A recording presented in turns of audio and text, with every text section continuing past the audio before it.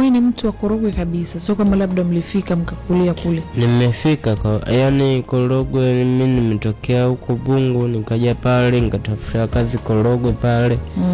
Tafuta ndio hivyo nikapata kama wewe brother Rasco nikafanya naye kazi. Okay.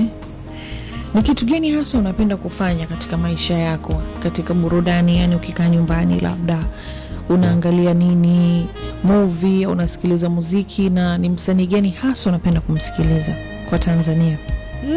Mimi nampenda sana brother Diamond Platnumz. Nampenda sana. Unampenda sana?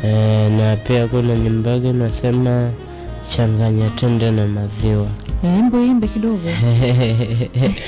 Nasema changanya tende na maziwa, havifiki utamu wako, unipembe na juisi ya miwa, nitakunywa tu wewe hapo unyago nilipochezwa, hivi sumu yako nani, maana nayo ninogeza, kwangu mimi mapenzi yani namaliza Uingereza, malao au komi mengine siwezi kueleza, maana haya dharami sipendi na vyosuri sana, ndo naipenda hiyo. Umewahi kuonana na Diamond Platnumz? Umewahi kumuona? Sijawahi. Unatamani kumuona? Natamani. Unajua kama hii ndio ofisi yake? Naelewa. Hiyo ofisi nzima unajua ndio ofisi yake? Najua. Unajua kama hii studio ni yake, pale ulivyokuwa umekaa sehemu nzuri kwake, kule kote ulikoingia kote unajua kama ni kwake? Sijui huko. Kote huko kwake, ofisi nzima yake. Hii hapa. Hivi yupo? Sasa hivi hayupo, lakini saa nyingine anakuepo. Kama lini anakuepo?